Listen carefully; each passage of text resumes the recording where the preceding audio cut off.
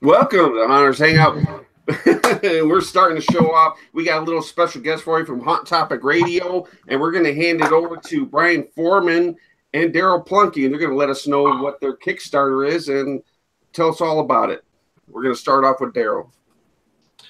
Hey, folks. Yeah, we've got a Kickstarter happening here. Not only are we running Haunt Topic Radio, and if you saw us at HauntCon, you also saw that we're running Haunter's Toolbox, which is another service that you guys were going to do a little bit of online training with. But we started something new, and we're calling it Scare It Badges because we thought that there was a hole in the market right now. And what they are is they're merit badges for something you can wear on your sleeve, right? So they're awards for your actors, awards for the build team, and we want everybody to go to scareitbadges.com/Kickstarter and support us. We've got a couple of different designs of badges. We've got these tombstones with the year on them, and we've also got this other one, which is a nice little thumbs up, and that's a crowd favorite badge. We've got 3 or 4 designs right now. But with your help sponsoring us, we can probably come up with a dozen different designs. So that's what we're looking for by the end of the month. We're looking for some funding.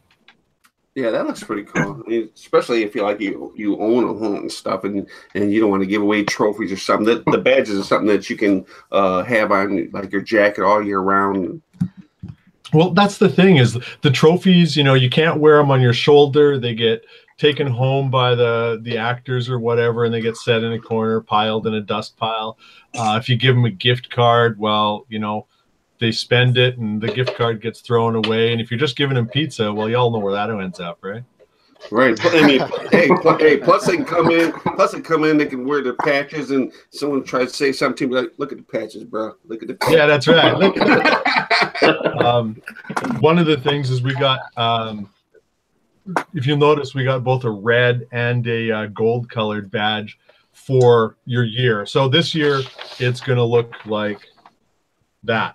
We're going to have a 2018 badge. Last year, we had the actors that did 75% of the haunt, worked at the haunt 75% of the time. They got the red bordered badge, and anybody who had perfect attendance ended up with the gold bordered one. So, now we got actors that want to try and get the gold bordered badge, and those that didn't get anything kind of want to get the red bordered badge. So at least we're hoping that's going to build a little bit of the actors coming back next year. No, I think that's a great idea. Yeah. Because you all know that the actors don't want to stick around once they realize what kind of hard work haunting is. It's like, I'm too tired. Then you ain't getting a badge. What I like about them is they got that there's a description on the back of them that kind of tells what it is. So when you hand it to the haunter, your scare actor, each badge has its own little description. And of course, the cards are kind of cool the way they're made up. And then that just makes it easy for you as a haunt owner or a home haunter. You just kind of hand it to them and say, thank you for a good job. And then they can pick the card. It's kind of a little collector's item too. And we did the same thing with our actors as well. And they really enjoyed them. A lot of them are already kind of sticking them on their purses, their hats. Some are already talking about getting vests. And, we were talking about making some kind of sash or something eventually, like, the Boy Scouts. And that's where it all kind of came from, was the Boy Scouts and the military. And we have some other ideas for 5-year, 10-year attendance, like maybe some bloody slashes or stuff like that to wear on your sleeve. So we got designs for makeup artists, build crew. You got that one for the build crew that. Yeah. Right, so we just can't go and buy them because that'd be cheating. Right. Yeah. There will be some that you can buy, like where the heck is it? Where's the urination badge? You got that one? Yeah, well, there's a couple of we got a build crew one, so it's not just your actors that are going to get these. You can have your build crew, so they're wearing this on their sleeve. But the one that we know everybody is going to want to get is, well, what happens if you're an actor that makes somebody pee? So you're going to end up being able to get one of these badges. So that's our urination badge. That is awesome. But we've also got some actors that, you know, have some great vocal talent, whether they're working at the front of the house and being a barker, or whether they're just a screamer, or, you know, you sneak up the queue line actor that does some heavy breathing. So we've also come up with a monster mouth badge. So there's a variety of stuff. And we hope that we get enough people supporting us that we can come up with a dozen different badges. We've got some ideas. You know, there's some other badges that maybe you don't have to qualify for as much, like the Haunt Widow, you know, because maybe your spouse just has nothing to do with the haunt and doesn't see you for 2 months. Maybe we'll come up with a Haunt Widow badge. Can relate to that. I thought you were going to say, like, if your wife dies or something like that. No, come on. If your wife dies, you know you're going to use her as a prop, so that doesn't count. I was like, oh my God. But we have a whole bunch of ideas, and the more people we get sponsoring us to show you guys actually want these badges, the more that we can come up with. And we were at HauntCon. We don't have a booth at Transworld, but we will be wandering around, both Brian and I, especially on Friday and Saturday. So if you see us, track us down, ask us about it, and you know, we'll visit scareitbadges.com/Kickstarter, and that'll take you to our Kickstarter page. And there's a bunch of different badges that we're going to have, and a bunch of different levels. So if you're a home haunt that needs, you know, you're only open 2 nights and you got about 10 actors, well, we can come up with a dozen of the dedicated, most dedicated. So that's the year 18. Come up with a dozen of those, and then half a dozen award badges, so that you can you know, talk to your or give them out to your actors, and that's going to be $50. So that's cheaper than pizza. Well, Megan Larson says that she would like to see newbie badges for first-year actors. Are you going to have those? We're going to have best actor and best rookie. If we we'll get to those ones eventually, but yeah, we will. We're gonna our first initial batch. We want to come up with. Well, there's home haunters. There's, you know, people that run scream parks. So we're going to come up with a couple of different kinds of the types of badges, or the types of haunts that you guys have. There's that tech badge that we saw, which was, or sorry, your build crew badge. So the people that are doing that, we're kind of tossing ideas around for a makeup team as well. So if you got a makeup team, we got a nice bloody paintbrush there. And then we're going to have 6 award badges. So those are going to be for creepiest character, scariest character, the urination badge, the dedicated, which is the tombstone, the crowd favorite, and the monster mouth for best vocal talents. So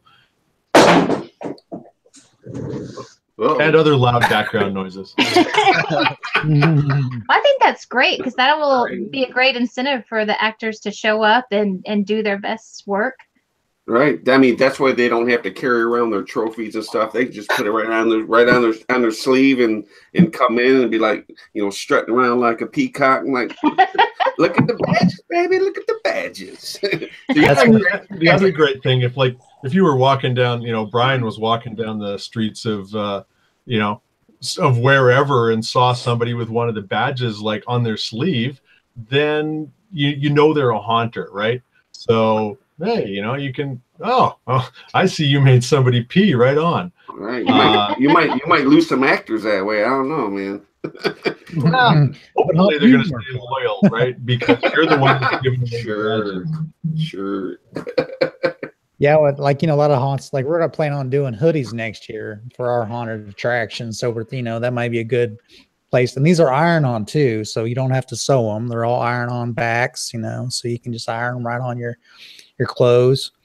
And well, the reason Daryl came up with the Scare badge name, because, you know, merit badges for like Boy Scouts, you know, if everyone's ever in Boy Scouts, you do something, you build a birdhouse, you can get a little birdhouse badge or whatever. So we want to eventually, you know, have 100 different designs, but right now, in order to get our quantity to a good price, we need to raise money to make these badges.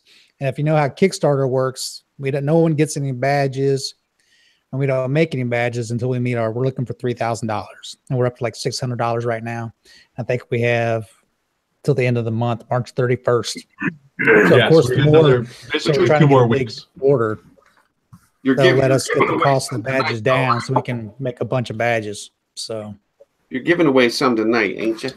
Yeah, yes, we're going to give away a 3-pack. So 3 badges of your choice. Now, the thing is if you want more choice, we got to get our Kickstarter funded so that we can come up with a dozen different badge designs. Otherwise, we're basically going to have, these, the crowd favorites, which is the thumbs up, and maybe one other badge. But the good thing is with our Kickstarter, if we get over $3,000, that's going to give us, the funds we need to produce some other badges. So maybe we'll come up with another 3 or 4 badges for every couple of thousand that we get. Oh, that's cool. I think it's a great idea, and I hope you guys meet your mark. And where can they go for that site? That's scareitbadges.com, SCAREIT badges, BADGES.com. And there's a button there to take you to our Kickstarter. Well, that's awesome. All right. Well, we're going to get started with the Hunters Hangout. Woohoo! Woo-hoo! Yeah. All right. Now we're going to turn it over to Jamie, and she's going to tell us what you guys could win tonight just by commenting and asking guest questions. Yes, ask lots of questions for Brad. Okay, well, Phil, you got some pictures going up? It's up. Oh, crap, I can't see them. Okay, so one lucky winner tonight will receive this awesome mask from Factory FX. Woo! Isn't it awesome? Sweet. And then we have from Fright Props, this is the Burnt Horror Mask. Oh, shoot. Honey, get on the comments. From Sinful Audio, one lucky winner will receive 1 free SFX library, 25% off of original sound design, and 10% off amps and speakers while they're at it. Oh, right on. Good. Awesome. Right. And then our favorite from Horrornaments. Just never going to get it. Someone is going to win this awesome mummy ornament. Woo, nice. Woo. And then we have 1 gallon of fog from Froggy's Fog. Everybody needs this. Everybody does. Everybody. Then from Hot Labs, there is a flicker fluorescent kit. And what this does is it turns an old fluorescent light fixture into a flickering bright light, typically only achieved by Hollywood special effects artists. But it can be yours. All right. Then, now this is for everybody listening tonight, everybody watching. If you go to Sam Hain's website and type in Haunters, all capital letters, you get 50% off of your purchase. Woo! Then, some lucky winner will receive a realistic-looking skull from Nightmare Makers.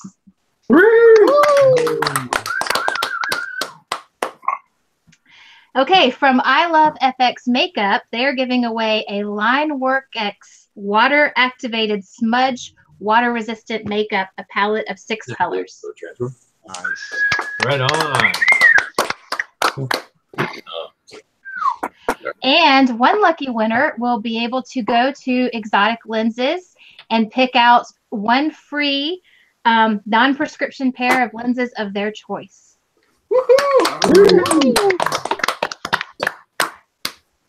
And then that's a lot of prizes, man. I know, they just keep coming.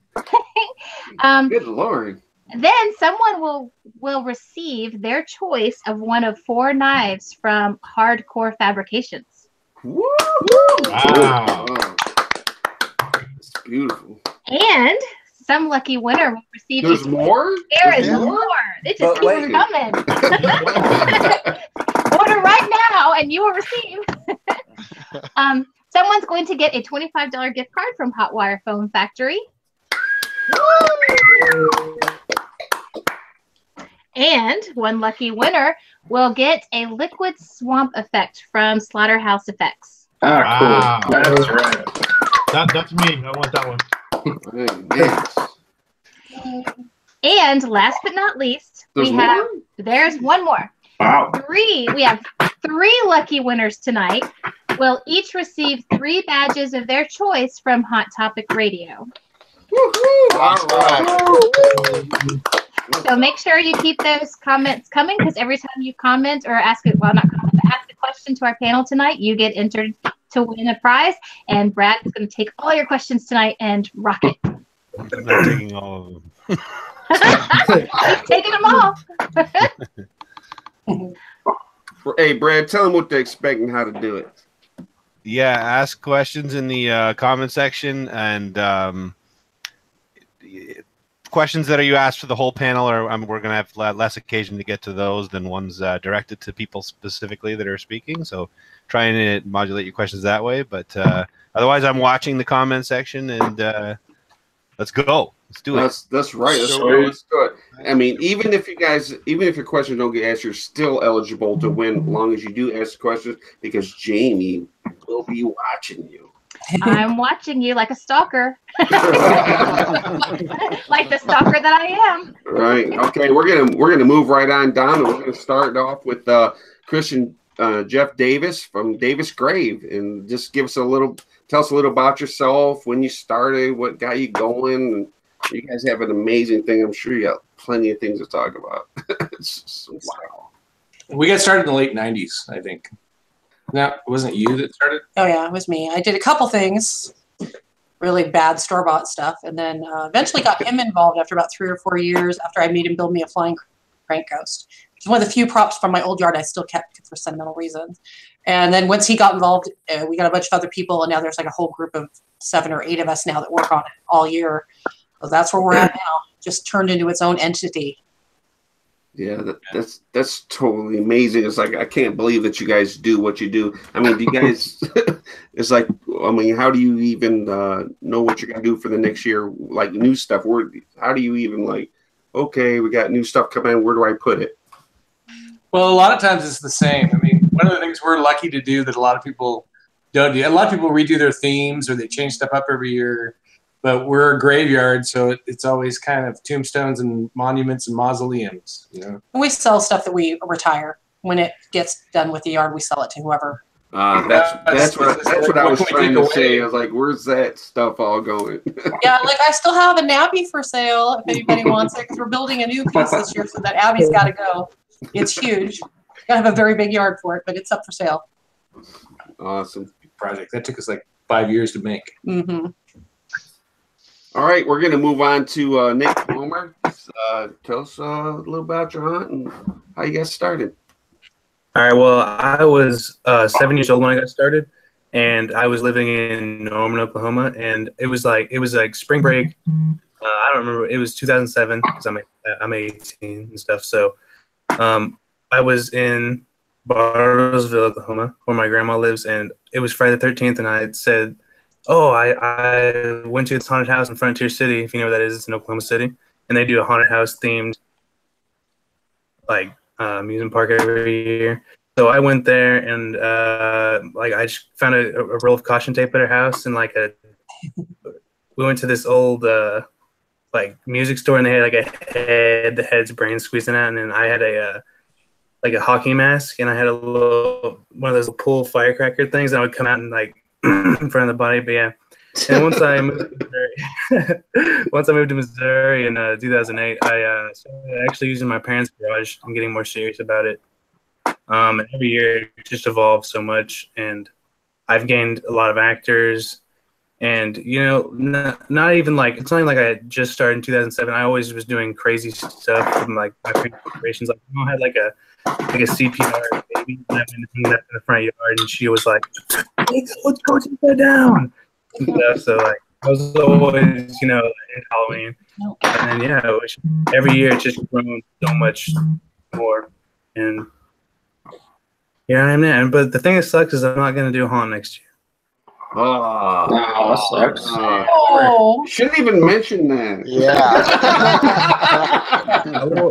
It's my senior year of high school. Like, this is my last year, but we did it as crazy as possible. But I'm going to welding school. I'm gonna get some welding money, and then I'm gonna go pro. Cool. It's gonna be a Awesome. good year, right? It's Yeah. gonna be a good year. Exactly. Okay, we're gonna move over to Tim's squeaky chair Fowler. Hey, can you hear that?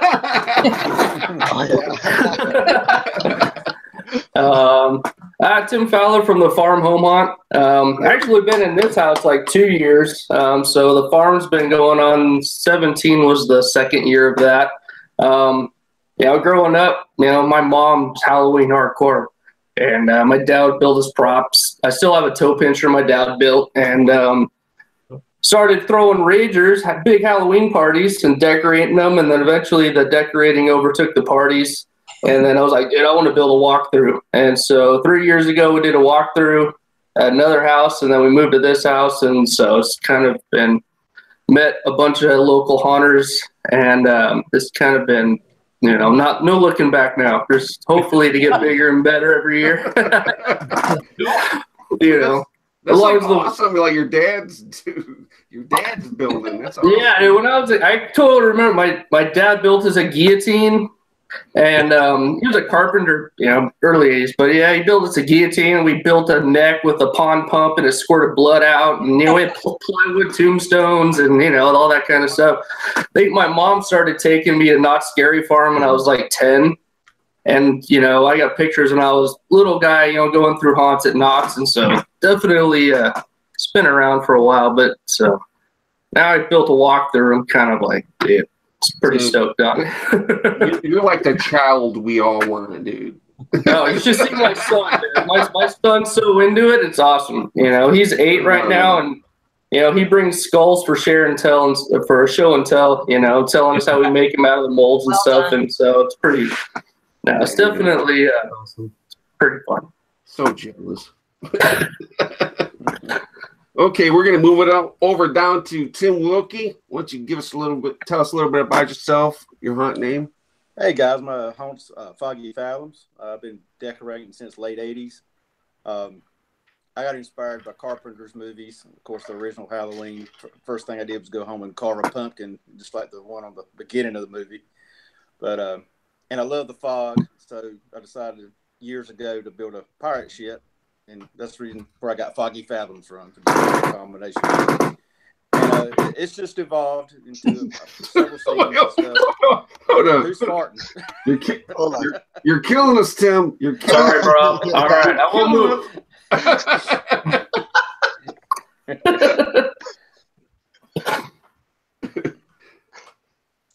Yeah, we are evolved. So it's several different things now.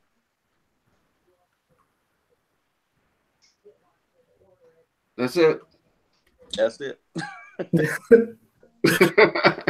All right. Sorry. Oh, you're good. Hey, see, Tim, you done messed up his train of thought. I know, I fucked it up. I'm sorry. Dude, he probably had a whole list of shit he was gonna say. It's all written down, and then you squeaked up on his ass, and he was like, "Oh, I need to get some WD-40. I'll be right back, man. You done messed him up. You ain't got nothing to say." Blew my 5 minutes to fame. You made him all uncomfortable. Okay, we're gonna move it over to the Davis graveyard, and we're gonna show some pictures, and you guys just let us know what it took to do that, and a little bit about it. Sure. It's over on Phil's. What is that one? Wow, that's amazing. That's the Abbey.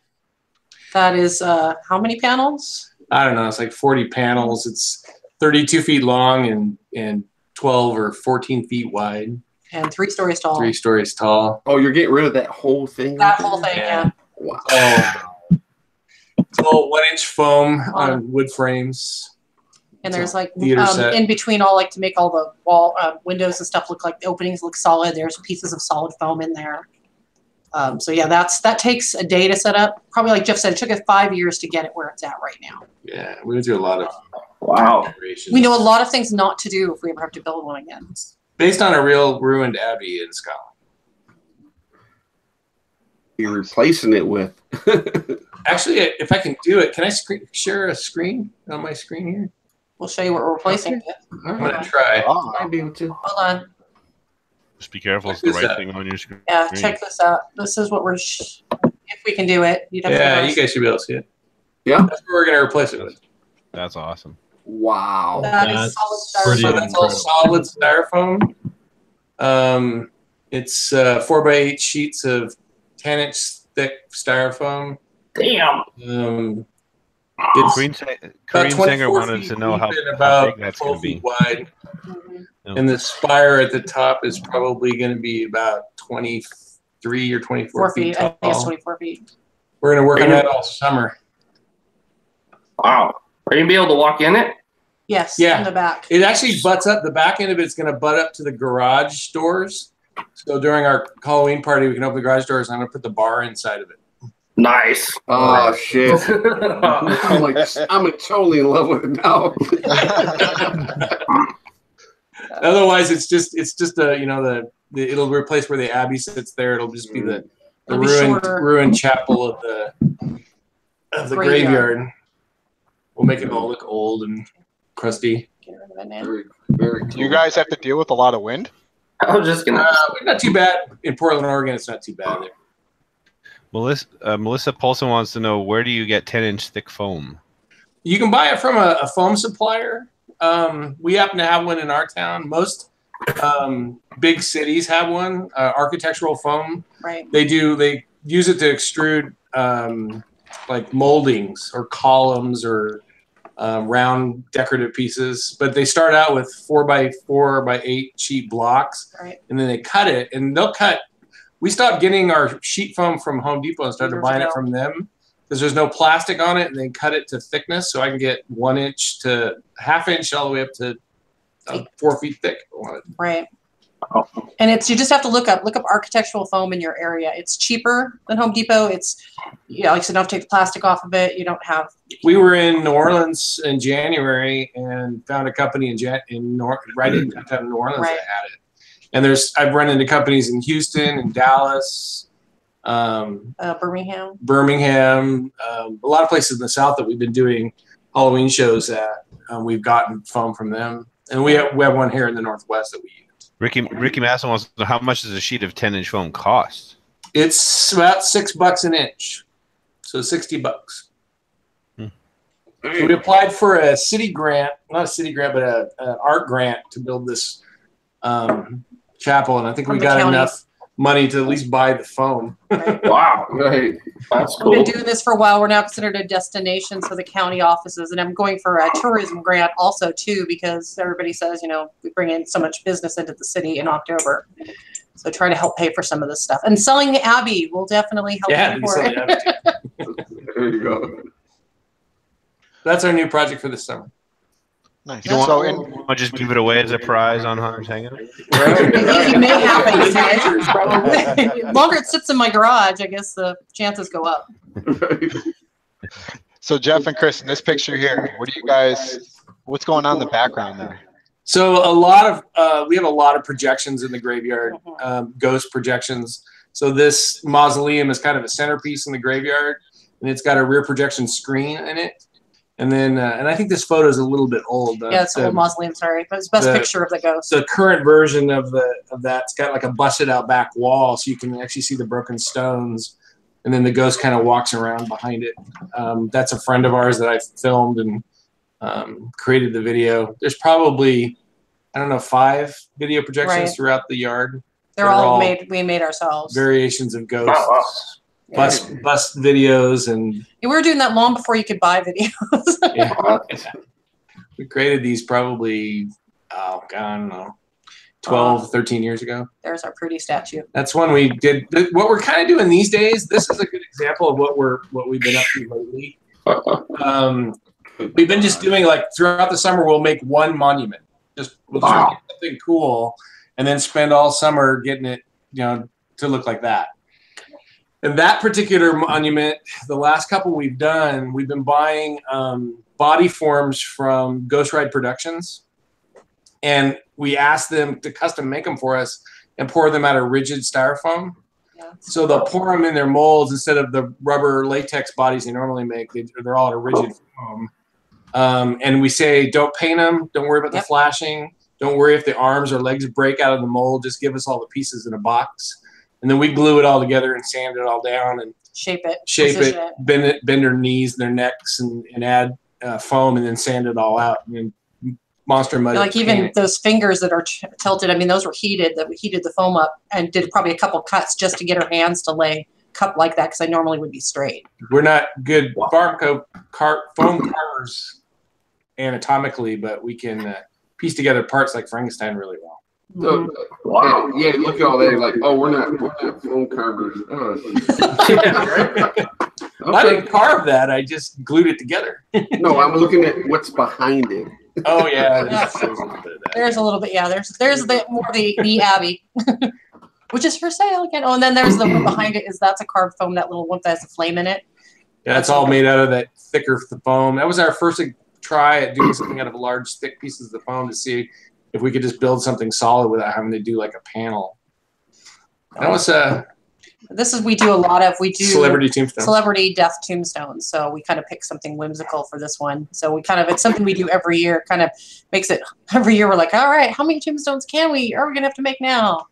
Yeah, and so people like to pick them out and realize who they're for. And this is Gene Wilder's tombstone. Right. It's the thing that for the kids, I've always talked about. I love it to look like a real cemetery, but a real cemetery would be kind of boring to look at. So we have these kind of funny tombstones or clever tombstones in the yard to give some people something to. Oh wow, that's really fun. You guys get the peace out bitches one?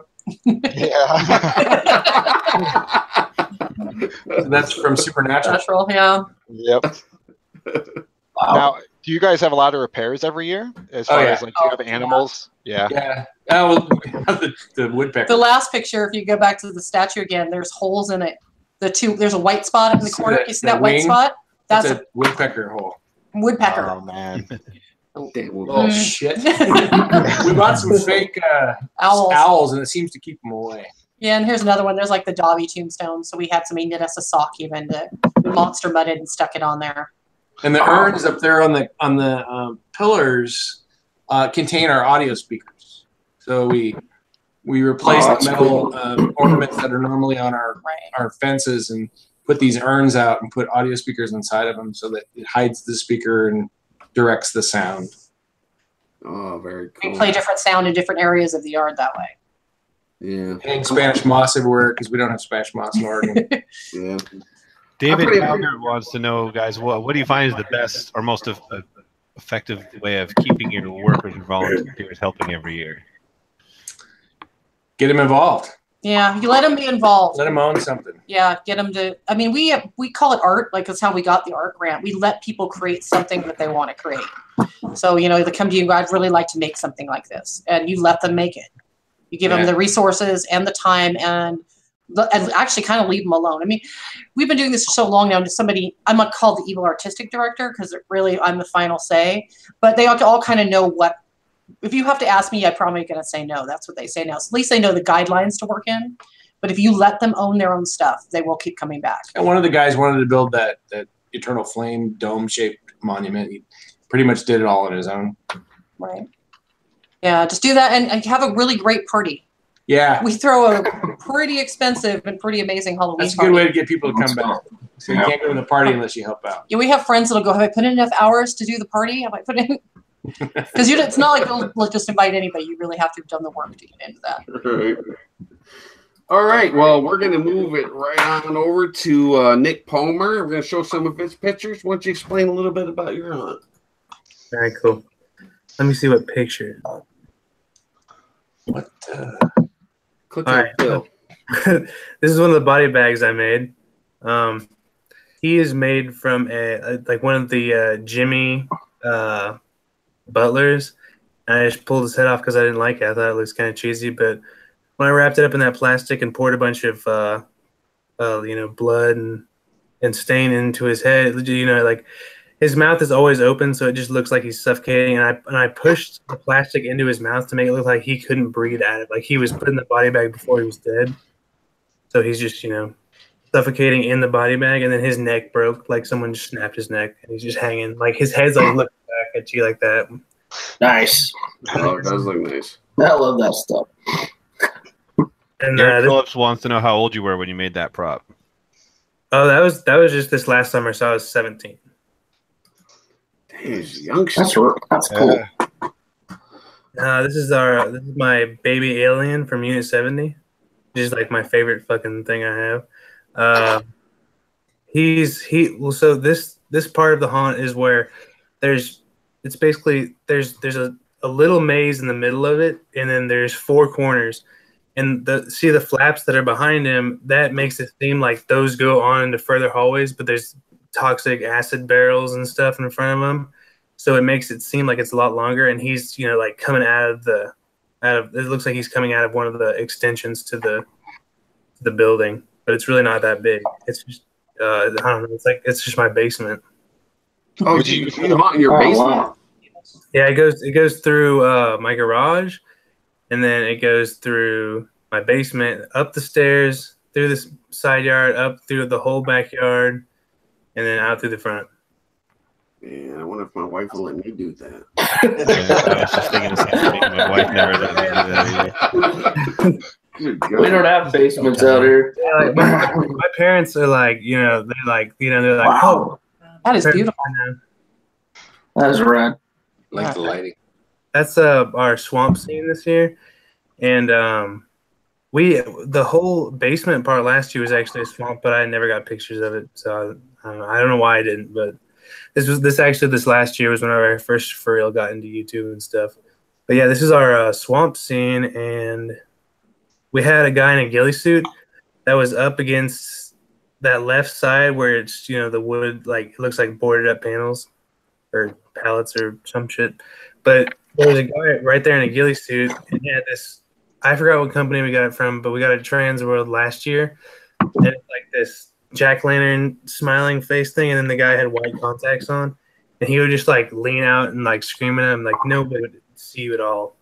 Like I had a watermelon patch, and I got a lot of those vines from the watermelon patch, and I hung them up in there and made it look like Looks great.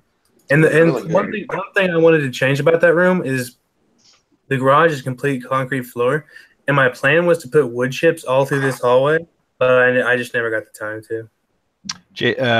Nick, you started talking about your parents briefly, and I think we cut you off. Jason Allward wants to know, are your parents haunters as well, and how supportive are they? No, they're not haunters. They are actually really supportive of what I do, and they really care, and they're letting me do this type of stuff in their house and fuck it up like I do. Because they care, and they know this is what I want to do is my future, and they know if I they can see that I actually care. Like they don't think that I'm just fucking up their house and having a party or whatever. At least they know where you are all the time, right? Right. He's in the basement. Yeah, no. One night over the summer, when we were making those body bags, we were dumping stain all over the body bags, and my mom has a really strong sense of smell, and she wakes up. She's like, "What the fuck are you guys doing?" Yeah, well, I went down there with a bunch of bleach and started pouring it all over the floor and scrubbing. I was like, but yeah. Yeah, I would say inside. That would make me kind of inside. Oh, dude. We had the garage door. Stephen Frame is offering the suggestion, Nick, have you ever thought of using mattress foam for the ground of your swamp scene? Well, idea. I actually have a lot of foam like that, which is, after that scene, what you push through is actually a big foam mattress that's split in half, so you have to push through it. But I never really had enough to make the floor like that. And I can't even get anything to stick to that concrete floor, because I've always tried to do textured floors, but I can't get anything to stick to it without permanently fucking up the floor. Yeah, your mama kick your ass too. Hey, just say that. Say, "Mama kicked my ass." Just say that. Oh man, this summer I got a lot of work to do because that garage fucked. This is nice right here. Yeah, this is that's cool. This is the entrance room you walk into, and it's supposed to look like I don't know. We initially wanted it to be like a living room, but we never could fit furniture into it. But all those slats in the walls, I did all the I did all the paneling and stuff. But all that paint that you see done, and all like Helen, my girlfriend, which is she does all the painting and shit because she likes detailing stuff a lot. She did all the painting in here, and she completely painted that wallpaper by herself. Those little blueberry plants, and then she detailed the walls completely, and I just added the moss and shit. Oh, it's nice. It's really good. Very good. Wow. Whoa. Damn, what is that? I was gonna say. This is our 12-foot creature puppet. It's kind of like the Gorgolor stuff, but it has feet connected to it, and its arms his arms can extend all the way up like that. So it ends up being around 19, 20 feet Wow. And we got it transworld. And the crazy thing about this prop is that we were looking at this and the Gorgolor stuff, and because we wanted a big costume like this. So and we ended up talking to the guy that makes this stuff. His name is Dallas, and when we were talking to him for a little bit, and then he asked us where we were from, we were like, "Oh, we're from Columbia, Missouri," and he says, "Are you serious? That's where my shop is." So we were like, "Oh, Pick it up there." well, Yeah, actually, I don't even know why you bought that because I know home hunters don't buy anything from Transworld. So. Oh.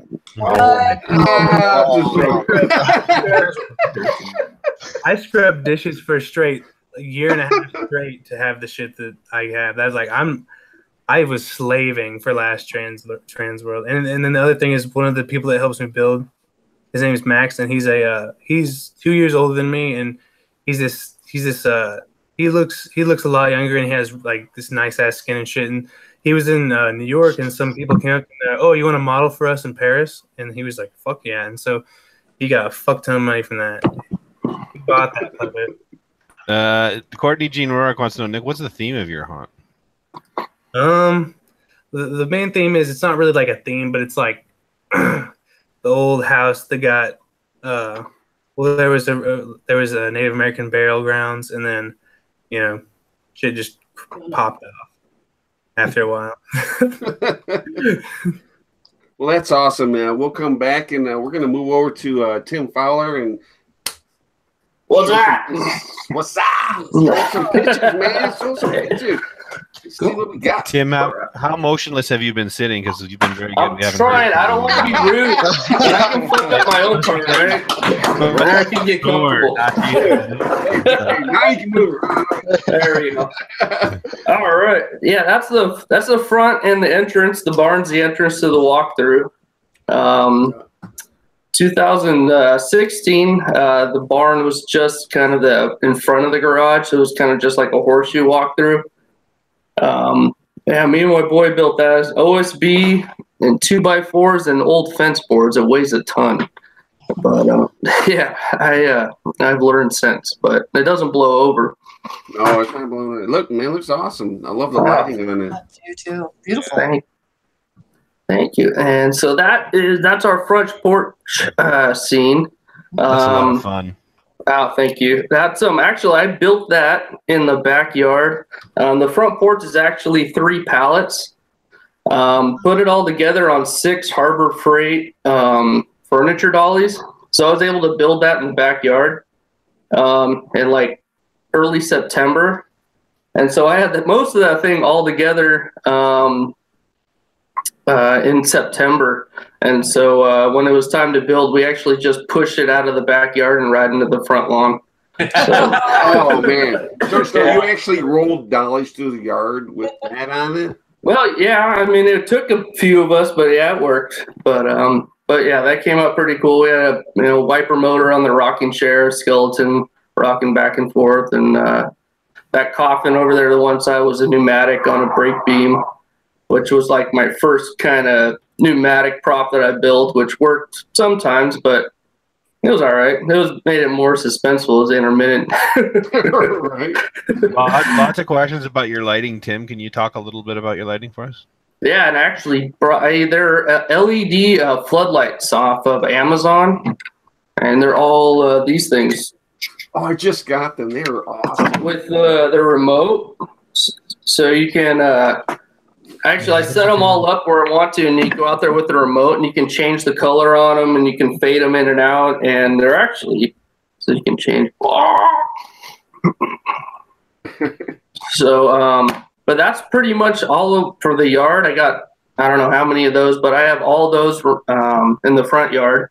And inside. Them are great, man. I just bought like 6 of them, man. They work beautifully. Oh, they're bitching. I just put them on my alert. When they get down to like low $15, I'll order like 5 or 6 of them, and have. So, Tim, when do you start building? Or like start putting everything together? Together or out in the front yard? I guess out in the front yard. This past 2017 season, we set up September 24th. I'll take all the walls out. This year, I took all the walls out and painted them through August and September and kind of put them in order. And that one day, my buddies came over and we got all the big stuff out. And then throughout until we were open 2 nights, October 28th and Halloween. And so in between September 24th and those 2 nights, I was out there, lighting, props, getting everything ready. We had just a follow-up question on the lights. Megan Larson wants to know, how weatherproof are those lights? Yeah, they're outdoor floodlights. I mean, we didn't get any rain last year. We had a little bit of wind, but yeah, they're outdoor floodlights. So they say they're weatherproof, and I haven't had any issues with them failing. So they're pretty cool. David Calgar wants to know, Tim, is your theme? Sorry, Diablo. That's all right. Tim wants to know, is your theme Western town, or do you talk about your I call it the farm. I tried to keep the outside, kind of family friendly. We have we're 2 blocks from the schools, so we got kids walking by, all month long.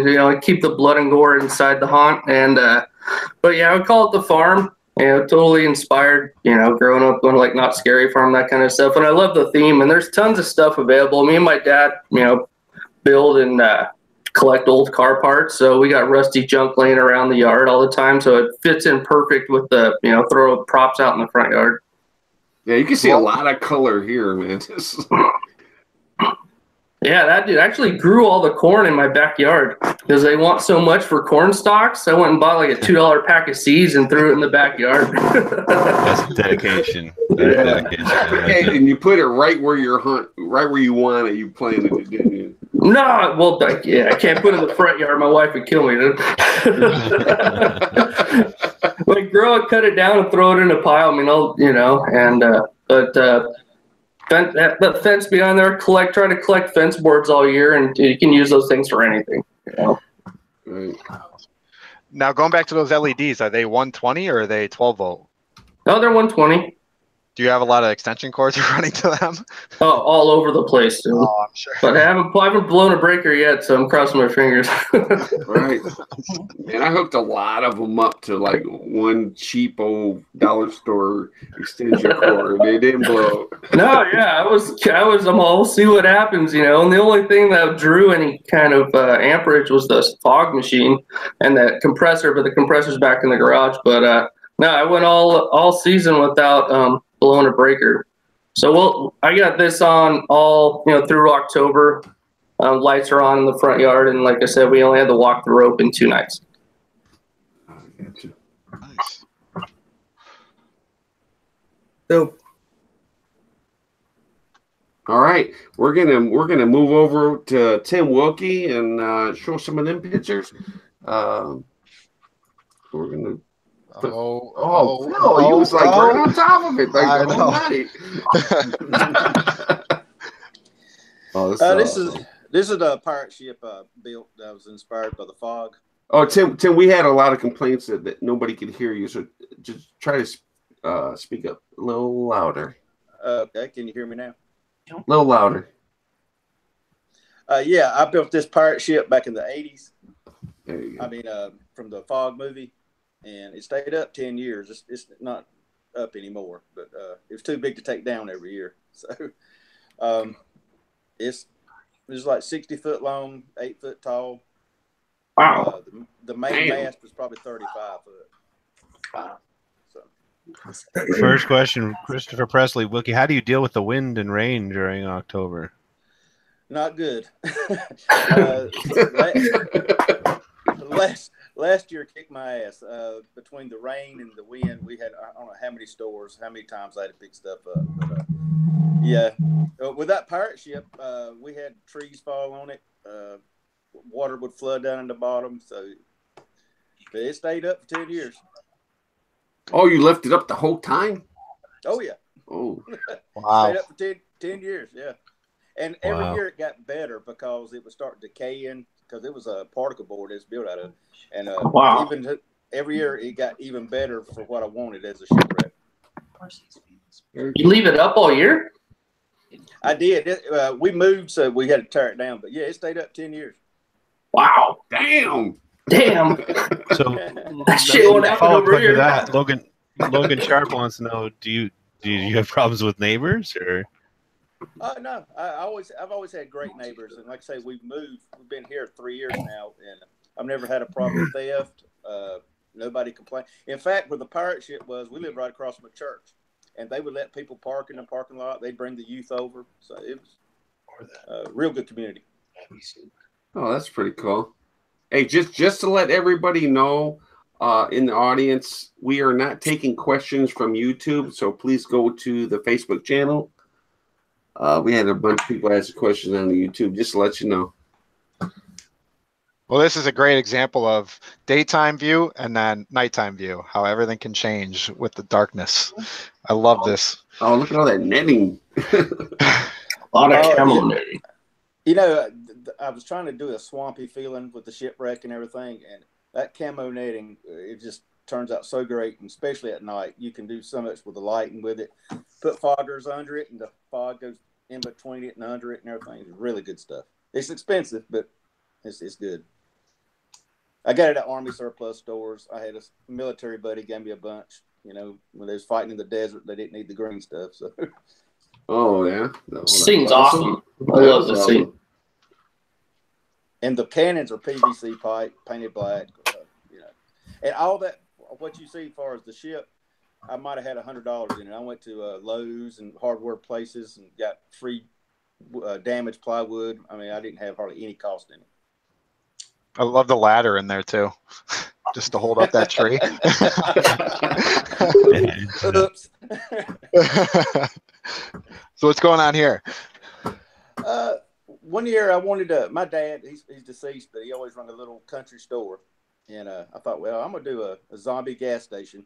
So I had his gas pumps that he had used years ago. And that's kind of where I inspired that scene with the Pepsi, old rusty Pepsi sign. And so it's basically a little country store took over by zombies. How much land do you have? There was about 3 acres. That's awesome. Oh, man. Oh, man. Shit. It's like millions of dollars in Los Angeles, man. Dude, hey, he said it like it wasn't that much. Here's only 3 acres. You know what I'm saying? My shit's like a freaking garage. He's like, On the show over the years, Diablo has listed all the different people he hates: Texans, Canadians, hung couples. One people I hate are people with land because man, what you could do with that much space. It's amazing. No Christmas card. No Christmas card for you, buddy. Did you make all those gas tanks yourself, or those actually No. like you found them? Those are real. Those were at my dad's store, and wow, he got cancer and closed the store and passed away. But I had them things for years in a building, and I decided to move them. Them things are heavy too. They are real. That's cool. That is so cool. You could actually probably get a lot of money for the gas pumps and the sign. Yeah, I wouldn't doubt it. You know. Take it to an antique store. Right. This right here, I had a Jason Voorhees prop, animatronic, and I like taking a prop and working around it. And so I wanted to do like Jason's tool shed. So that was just, I built that shed and put up the tools, hang. Some of them's real, some of them's fake, and lit it up. Is that one of the? Go ahead. So do people walk through your property Just is it like a trail or? Yeah, it's kind of self-guided. To be honest with my daughter and my granddaughters, they for years they'll take people around and show them everything. And right now I've got about 100 animated props. Wow, in the yard. That's cool. Well, he's got 3 acres, of course. Well, shit, yeah. Wow. Yeah, my daughters will take people around, and people's been coming for years. So a lot of them know how to activate them, and I try to add new stuff every year. But it's basically self-guided. Oh, very, very cool. Do you grow your own corn stalks in your backyard too? No, I went down and stole Tim's. Tim, would you miss some corn stalks? Shit, you got it, man. Just take you could take 1 of your acres and grow corn and sell it to all the haunt junkies on here. Seriously, right. I had to take over the dog shit, you know. No, I want this year. I wanted to do a kind of a Sleepy Hollow haunted cornfield thing. So I don't think it's in the picture, but there's a working water wheel, and yeah, the corn stalks, they came from Home Depot. Tim, Matt Burke wants to know what your actor situation is. How many actors do you have going for you? I have none. Now I will say this: last year, I had a couple people come out in the yard, and we just kind of mingle in with the props.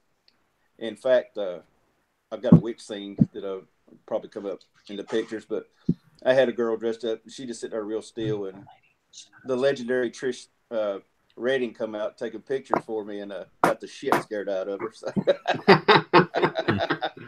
There you go, scare her ass. but yeah, we'll stick some people in every now and then because people used to just, one time I had a guy dressed up as Michael Myers, and I had him in a shed, and everybody's clapping and trying to get him to move and activate, and it was a real person, and they was getting in there taking selfies, and he was scaring them to death. Green Singer wants to know, Tim, is there a scene that you've not done yet but really want to do?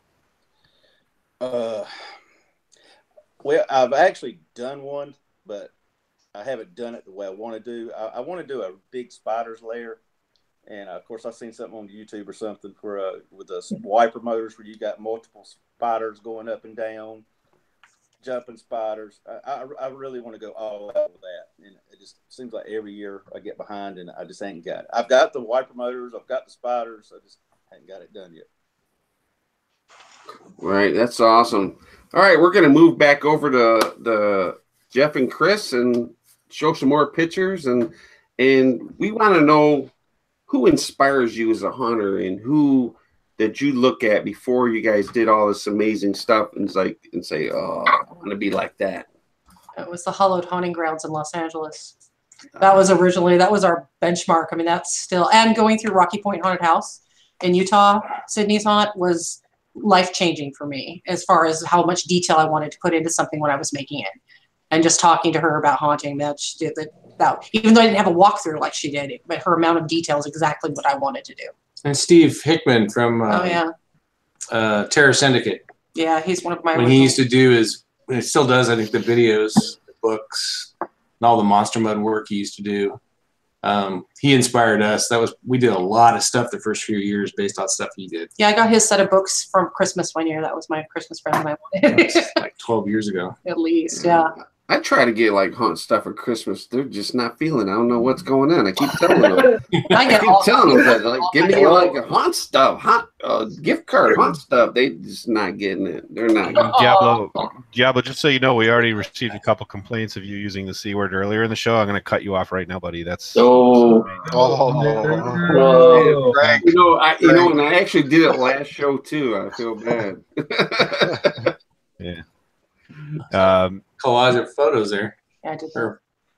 A question from Bob Koal for you guys, and I've heard we've had people who've been at it for a while. Sometimes we like to ask this question: what do you guys see as the biggest changes or trends in the haunt community over the years that you've been doing it? Technology. Yeah. Projectors have gotten cheaper. That's for sure. Lighting has gotten cheaper. I mean, there's that is another one. I mean, you do everything. Run most of our yard on a pretty. I remember when I used to do big old floodlights.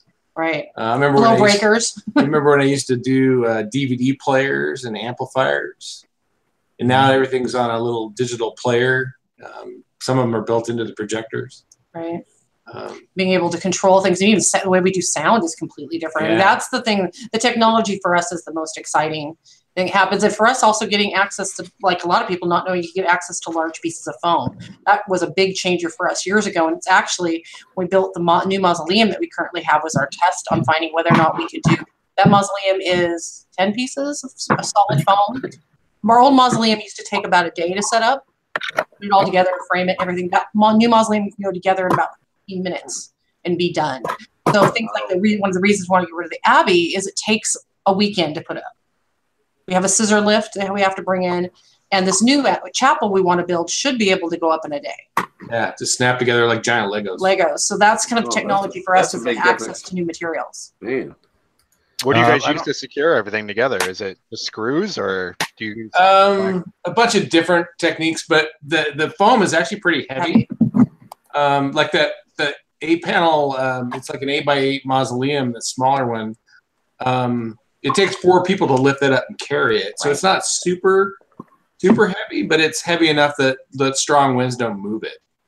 I love, you know what, like it's great. You know you've achieved God haunt status when you not only have a mausoleum, but you have also a smaller mausoleum. You gotta fill the space. We got a pretty big yard. You gotta fill the space. Look at this. Look at this. Wow. And that's basically the entrance into our driveway. One of the problems that we run into, because we're just we say we're basically Christmas decorations for Halloween, because we're just a display. We don't do walkthroughs, but this scene makes it look. Everybody that comes to our haunt wants to know if they can go inside. And I tell them that through that door is just a bunch of black paint and wooden slats and wires and cables, and it would be really boring if you walked past that door entrance. But it looks like you should be able to walk in there and see some really cool stuff.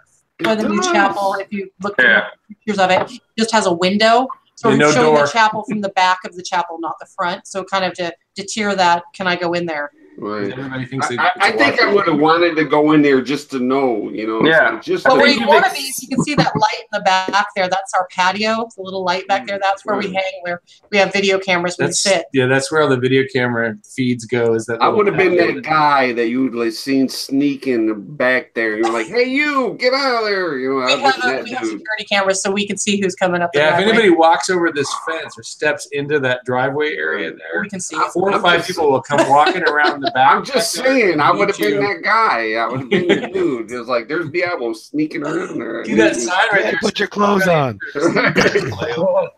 Why is he taking his pants off? Oh, you'd be one of our people. We'd welcome you in our tribe. Then I bring you a beer. Right.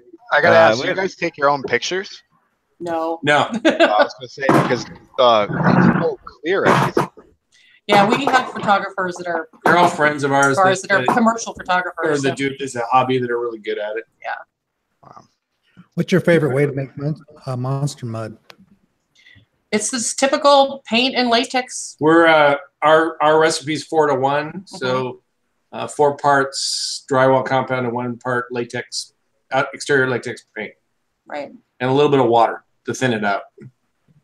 Yeah, and something I tell people all the time, if you're going to dip fabric and do stuff, dip it and get it wet first. That's one step that I think a lot of people don't quite get. If the fabric's wet, a lot better. Yeah, it's It is a step Big you shouldn't difference. forget. It really is important. So anytime we use monster mud, the fabric is wet first. Or any fabric in monster mud too. I mean, we've pretty much mudded anything. We have a question here from Rue Newman. Do you have to keep security cams on everything? But I wouldn't answer it if I were you. He looks shady, and I think he's casing your haunt. The entire yard is under camera, so nobody can do anything without us knowing about it. Challenge accepted. And they're up year round. I have cameras up even when the yard's not on. Another question from Scott Taterlind. 2 questions for Chris and J. No, not from Scott. No. These can't be real questions. The funny thing is, he says 2 questions for Jeff and Chris Davis, but there's only 1 question here. So there you go. You do a lot with West Coast Honors Convention. What's your favorite memory? Oh, so there are 2 questions. What's your favorite memory from the convention, and who is the new guest speaker you just signed? Want to tell Favorite memory? favorite memory? Probably being drunk at 4 a.m. in the hospitality suite with Tater. Probably. Tater does this thing called Tater's Campfire Tales. If you're lucky enough to hang around with him really late at night, and you've all been drinking, he will start telling really funny stories. Yes. And I've almost wet my pants laughing so hard listening to some of his campfire tales. So those are pretty good. Did you want to know who our guest is this year? I remember I said we would have a new guest in. Want to announce it on Hunter's Hangout? What new guest? Our new guest. Guest. It's even new to you. Roy Woolley is now part of our convention. He's coming this year. So that's the guest, Tater. Now you know. This is an awesome picture right here. I love it. Keith Johnson wants to know, is all your haunt static? Yes. Static. No, we have a few. We have one thing that we have an animatronic 3-axis skull for a driver on the hearse, an animatronic moving head on the gravedigger, and a coffin that moves up and down. The lid, you know, with the hand moving it up and down. Right. And I think that's all the movable stuff that's in the display. Right. There's a lot of effects and stuff. There's even lighting effects and things that go on. But we do more with video effects than we do with physical mechanical stuff.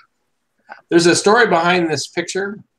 The reason why it's called the Westerman Abbey is originally the first facade we built. There's an old picture of it somewhere on our website that was like a cathedral on the front of our garage that had some stained glass windows in it. And that was put up with wooden scaffolding that we built ourselves.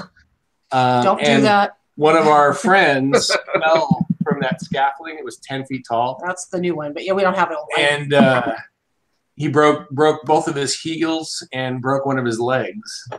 And so we named the Abbey after him. Yeah, so now he got that. He's perfectly fine now, healed completely. Still talking to us. Walks Still helps. fine, but that's why it's called the Westerman Abbey. It's last. And we no longer make our own scaffolding. Yes. So I rent the scissor lift to be able to do that Abbey. That's why this new one won't have anything. And this should be able to go up without needing the scissor lift. Safety, people, safety. Sean Boswell wants to know, what is the best advice you would give to a beginning yard haunter?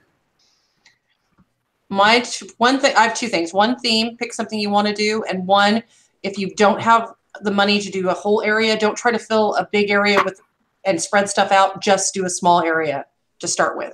So if you're going to do a graveyard scene, maybe do like a little crypt or just something that's like even like a fenced family plot, if that's all you can afford to do. Don't try. We have a huge yard, and my mistake was like putting one prop every 30 feet or something, and it just doesn't look good. Just kind of keep to a theme and start and then build out. Yeah, theme is important. Trying to stick with whatever your story is that you want, and just whatever you build, just ask, is it part of my theme? Right. Very cool. All right, we're going to move over to Nick. We're going to show some. Oh, nice. Oh, that's awesome. Wow. Oh, let me see what it is. Oh, yeah. You should smile. This was from last year. This was our it was basically like cook scene. It was so you walk. This was like 3 rooms after you walk in the main entrance, and then you walk into this room, and it's basically like kind of a little lab, but they're just cooking bodies and shit. And that ghost ride head was donated to me for that year from Greg Allen. You might know him, but he's been a really big inspiration for me. He's super dope, dude. And yeah, that room was just gory, and to the left of where his head is, there's a shelf, and on that shelf there was just like dripping bottles of stuff. It's kind of an acid room, but it's just. And to the right of him, you would have about 1.5 foot space to walk around this table that you see in front of you right now.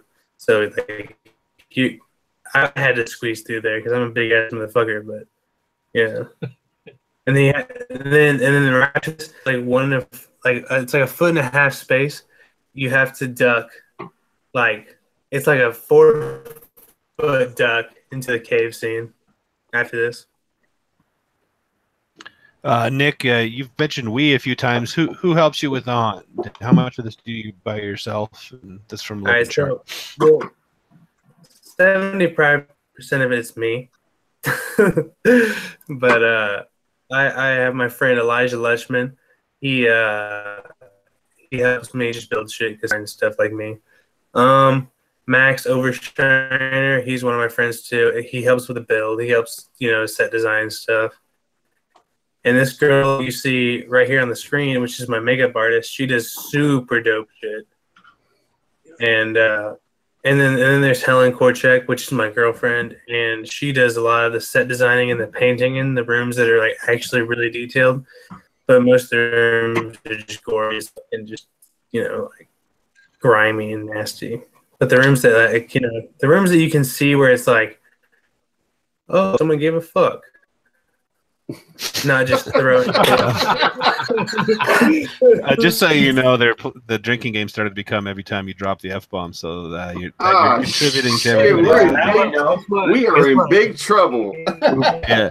Melissa Paulson wants to know, how long does it take to walk through your haunt? Walking, just regular walking, it takes about 9 to 10 minutes. A lot of what our actors will do is they'll hold you in rooms and they'll, fuck with you. Drink. Sorry, guys. No. It's good. They're doing it in the comments section, so I'm just echoing what they're doing. Well, the thing is, we don't like seriously. We don't touch people. The thing that it is that since I go to high school, a lot of the people that come into my haunt are from high school, so we can fuck with them because it's people we know. But the other thing is, the first night we opened, like we were literally 15 minutes into the first night we opened, and the cops pulled up, and I was like, "Oh, we're fucking done. It's over. It's over." And then they said, "Are you the owner of this residence?" And I was just like, "Yeah." So they took me out into the street, and they like held up like straight a wanted picture to me, and they're like, "Have you seen this man?" It was some kid. There's some kid from my high school and said he was going to come to the haunt, and I was just like, nope. I saw some of his friends come through and they just left. And they're all right, thank you. Here's a card to call us. And I was like, all right, cool. And I was like so relieved. I was like, oh, yeah. This is a pretty nice scene. Yeah, that's Helen. That girl right there is the one that does most of the set design stuff. And that is in our chemical lab, and she's just that lunch plate number she said it. The thing about this night, she didn't have much makeup on her face because you can see that septum piercing she has. She just got that, so when we tried to put makeup on her, she fucking screamed. Ow. Nick, Megan Larson wants to know, what's your biggest challenge as being a young haunter? I don't know. I don't see any challenges. I see that as kind of an advantage. So, I mean, anything I see older people doing, I can, look at it from a different view, do shit that I think is fucked up. No rent. Right. No, I don't pay for shit. I mean, I pay for all my haunt shit. I pay for all the panels and all the props and shit. But, That's awesome. Do you have anybody that inspires you? I mean, have you seen anybody that you're like, oh, I want to be like that, or got ideas off of somebody? Well, Greg Allen, he used to own Fear Fest in Columbia, Missouri, and he's one of the dudes that he's always, since I was I've worked at Fear Fest since I was 9, and he has always been shown has, crazy shit. So I always looked up to him. He always shows me crazy shit, sometimes help me back. Oh, you want to come to this haunt tour and wherever? And, he's always super cool, dude. Tim Mills, he also works at Fear Fest. Well, the both of them both work in farms. now with Michael Edwards. He just moved there with them.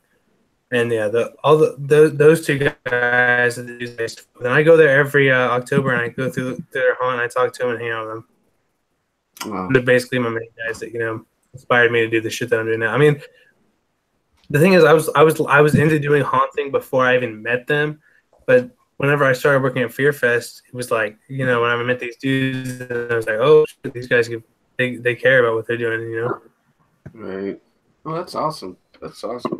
All right, we're gonna move over to Tim Fowler and show some more of his pictures. What's that? Dude, I bought that horse. It was like October 15th. It was in the middle of the season. I went there. It was on sale for $100. I was like, well, I got to get the horse. But it's all stock. Didn't do anything to it. But, yeah, that's the front of the haunt. That's my mom. My mom ran the line this past year.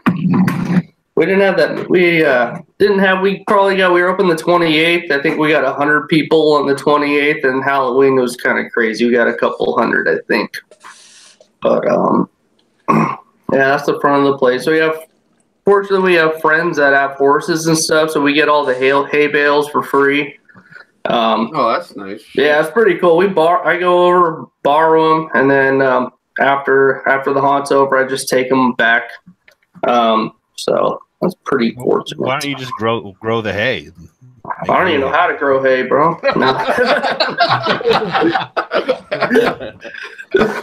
This was my son. This was my son's room. To be 100% honest, I'm not even 100% sure you can grow hay. I don't even know how hay works.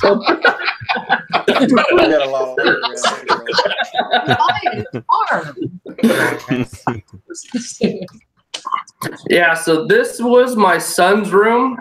He's 8. That's spinning. Oh, he loves this shit. But yeah, that was big foam saw blade wiper motor. I actually raised this room up. You walk by it to where this person's standing, take the pictures on the ground.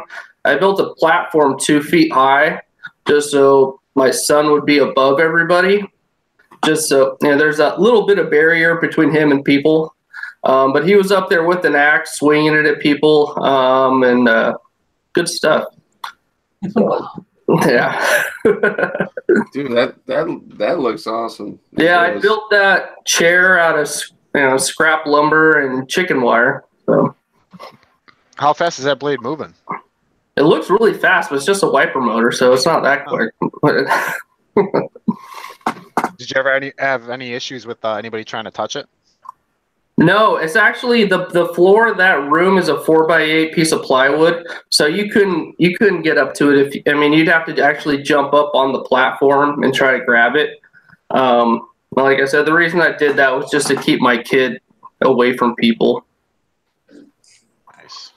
Yeah, there he is. Yes. Nice. Love the hair.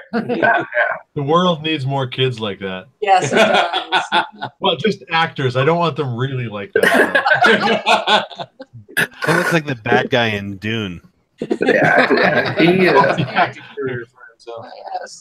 so he's standing up on the platform. So if you're standing on the ground, you're about eye level with him, and he loves this stuff as much as I do. He'll go through haunts, pro haunts, and he walks through and says, "Dad, we can build this, we can build that." He gets scared and he grabs on once in a while, but most of the time he's looking at what we can build for our own haunt, which is,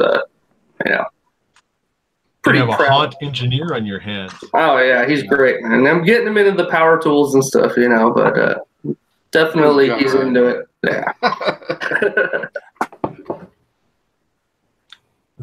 Yeah, there he is in action. Great. And he was up and down that platform, all both too nice, chasing people out of the haunt with his axe scraping it on the ground.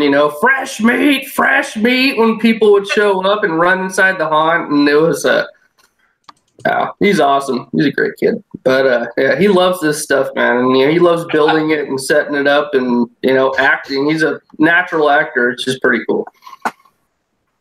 Damn. So you got your son, your mom. You got the whole.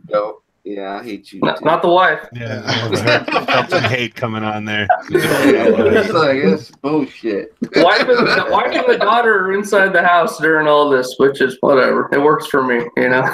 Right. Hey, you gotta have someone to stop you. That's what I say.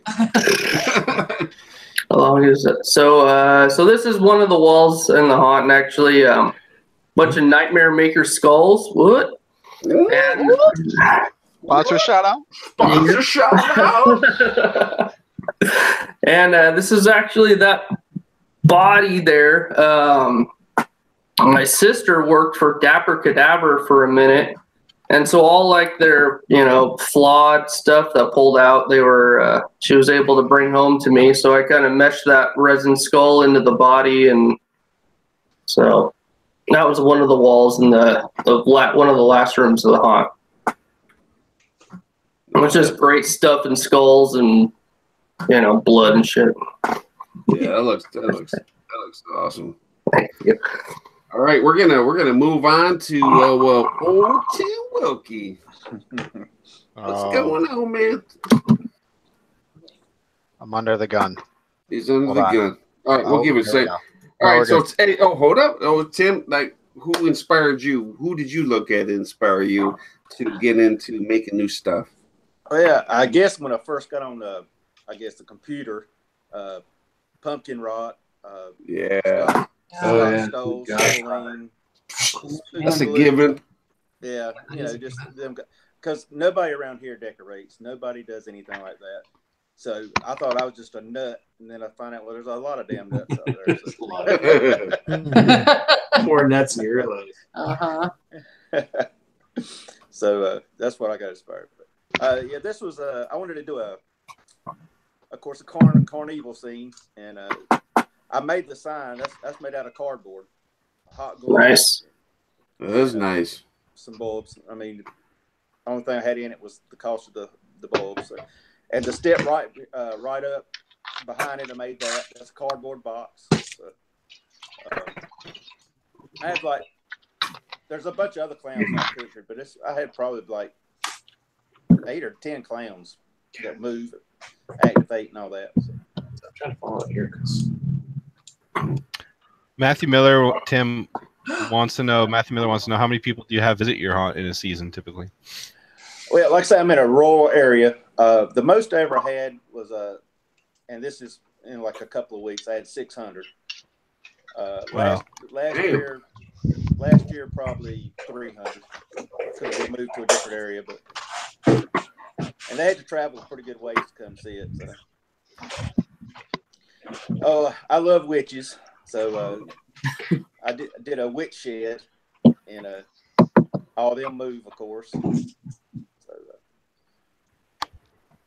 How many animatronics do you? I mean, you said you have hundreds of them, right? But do any of them break down that you have to fix each year? Oh yeah, every year.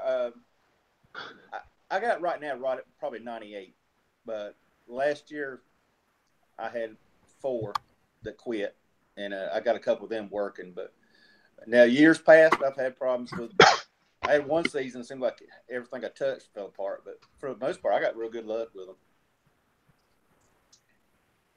Where'd you get the witches from? Spirit. I've got them by Craigslist, all over the place. Some of them I made, so just all over the place. This right here is another use of camo netting. I wanted to do a swamp witch, and so I probably had 10 witches in this scene. The scene's probably another 10 foot from that. And they all move and tackle and all that. So. Is that all the netting too? Yeah. Well, I don't have the pirate ship no more, so I used it for the witch scene for the swamp. Well, I was gonna say you got a lot of netting. Oh yeah. Yes, that's a few years of accumulation.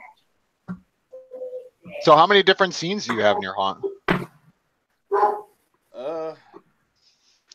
I don't know. You name it, I probably got it. I mean, this 80s horror, witches, zombies, graveyard, clowns, all your slashers, werewolves, all kinds of stuff. Scientists. Oh. So what's going on in this picture here? Oh, this was a Nice. sanitarium. I did that several years ago. Everybody used to love that too, because I put up the Dollar Tree. I'd go buy those things that you put in water, they swell up. Hold on. Hey, you guys know that there's a mute button up at the top? Is my chair squeaking? I don't know who it is.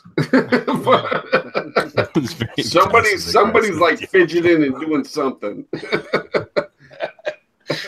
Yeah, and Tim, just yell into your mic as loud as you can, buddy. Because no one can hear you. Okay, nobody hear me? I don't think it's your mic on your headphones. I think it's the mic of your laptop. Just yell as loud as you can, buddy, and we'll do our best. Let's get a close up like Brad. That's right. Yeah. But yeah, that was a sanitarium. So now, did you use all that rope lighting to light everything there, or use LEDs and everything too? that was just one piece of rope lighting. The rest was LEDs, floodlights, a lot of the spiral party bulbs from Lowe's, because they only use like 4 watts to put off 60 watts. Used to use the 100 watts, but I kept tripping breakers. So, did you have any bubble effects in this type of scene, or any type of fluids moving? Yeah, I had aquarium pumps. I had a couple of aquariums in there, and I made a brain tank, out of a planter stand and a plexiglass jar. I had the whole thing. I even had a bubble machine in it too. So cool. Oh, there are more witches. Yeah, that's on the other side of the other picture. So that's the swinging swamp witch, and like I said, I love the use of camo net, and you can hide stuff and put foggers under it. It lights up good. I even had, I don't know if you can really tell it, but I had cattails in there and all kinds of weeds and stuff. So, I wish I had all that camo net. It goes good with all that. We get the obligatory questions every week. How do you store your props? And normally I don't ask the question, but throw all that camo netting over top of them, and then no one would know that your props were there. Right. Yeah, he leaves it out there for like 10 years. That's where I hide all the new props I get for the wife.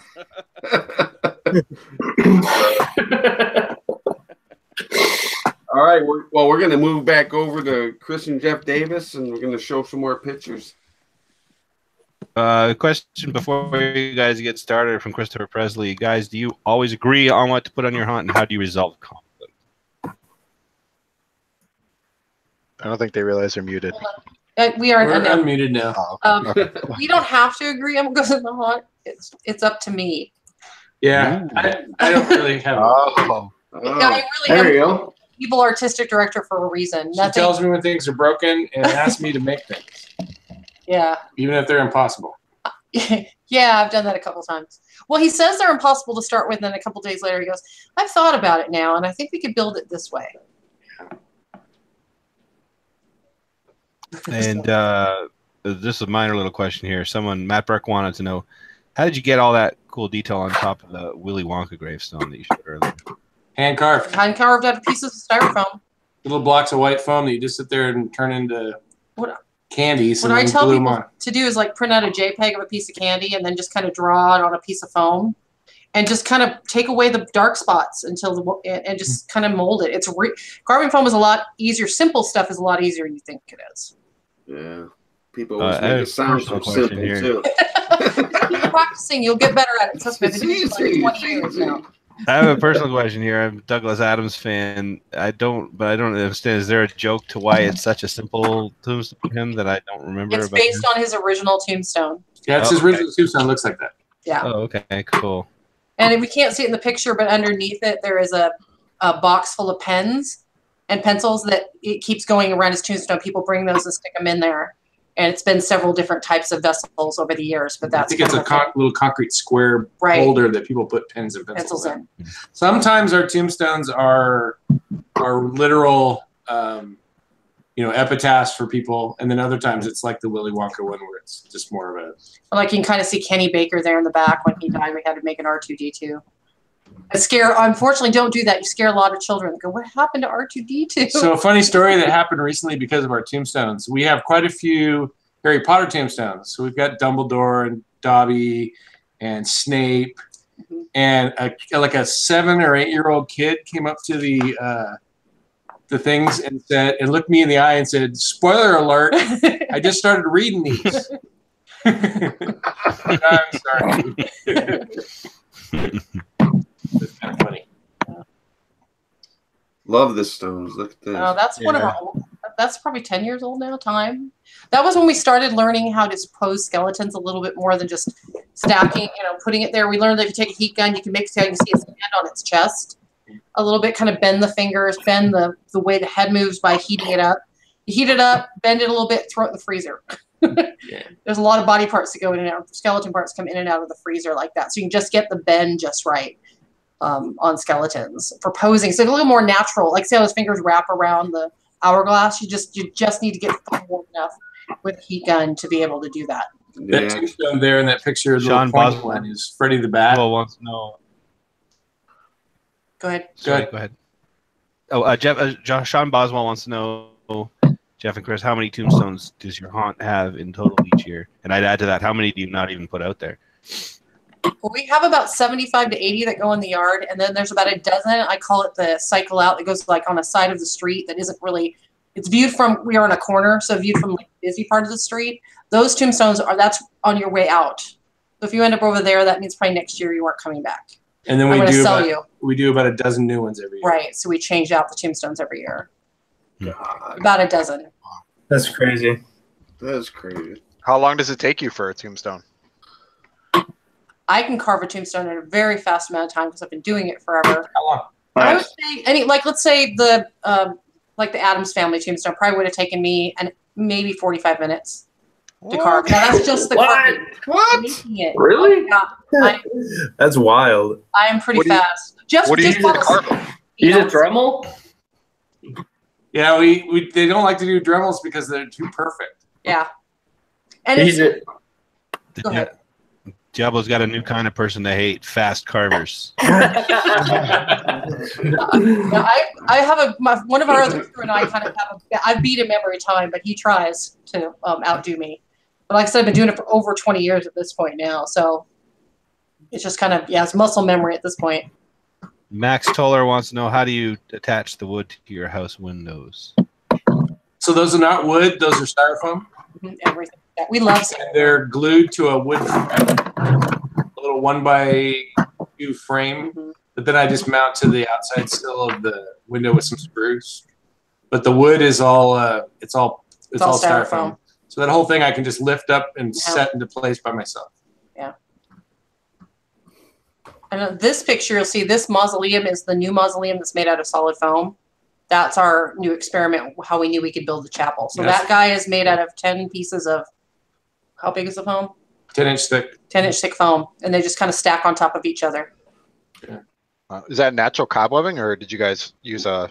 We have a web gun we use. We are doing that. We started it a while ago, and I think other people are starting to do it. We did the regular web gun, got an industrial heat gun from Harbor Freight or something like that. And instead of hooking up to a compressor, we got like one of those like sauna things that you used to sell that you could put in your bathtub. It laid it as a flat mat, and then it would blow air. So we have that now, so it's electric. So you can just walk all over the yard with it. And you can actually go anywhere with it without having to be hooked up to a compressor.